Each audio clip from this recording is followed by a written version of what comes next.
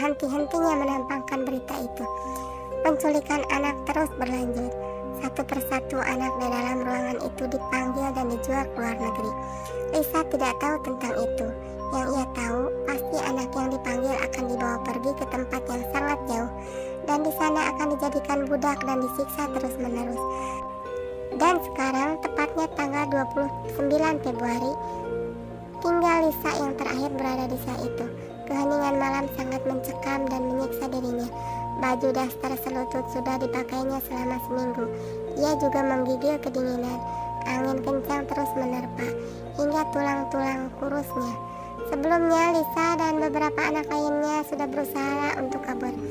Mereka dengan susah payah membuka jendela besar yang digembok dan dirantai. Tetapi suatu kali mereka berhasil, mereka bisa membuka jendela itu. Namun ketika melihat ke bawah, hanya sungai kotor dan hutan yang tampak belum lagi ketinggalan mencapai beberapa meter. Dan anak-anak itu terlalu takut untuk meloncat ke bawah. Pada saat itu juga angin di luar berhembus kencang hingga membanting jendela besar itu. Suaranya sangat keras seperti gempa. Salah satu pria yang ada di bawah langsung berlari menaiki tangga dan memarahi anak-anak itu. Tiba-tiba Lisa berpikir, apa yang harus ia lakukan agar ia tidak seperti anak-anak lainnya. Bagaimana cara agar ia dapat menghindari dari semua itu? Ia sangat marah pada dirinya. Seharusnya anak berumur 10 tahun sudah bisa menjaga diri sendiri. Ia menyesal kenapa tidak memikirkan baik-baik nasihat orang tuanya.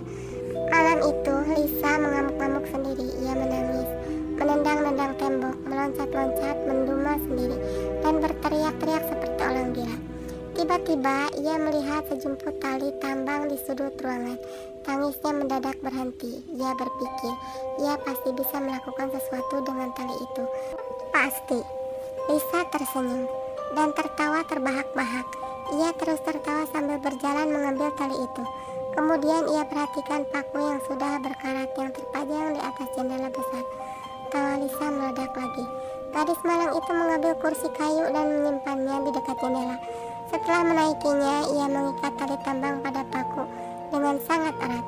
Lalu di ujung lainnya, ia membuat simpul tali melingkar seperti sebuah lingkaran. Kemudian ia berbalik dan memasukkan tali itu ke lehernya. Ia pun membiarkan dirinya bergelantungan di jendela itu, membiarkan nyawanya lepas dari tubuh mungilnya. Kejadian itu lalu terus terjadi setiap 4 tahun sekali di bulan Februari. Dan bangunan tempat penjualan anak itu pun sudah dibersihkan dan dijadikan sebuah rumah megah. Tetapi jendela besar tetap terpasang rapi di dinding, tanpa meninggalkan sedikit pun sisa-sisa luka seorang anak. Dan setiap ada anak perempuan berumur 10 tahun berada di bangunan itu saat tanggal 29 Februari, ia akan ikut merasakan penderitaan seperti yang pernah dialami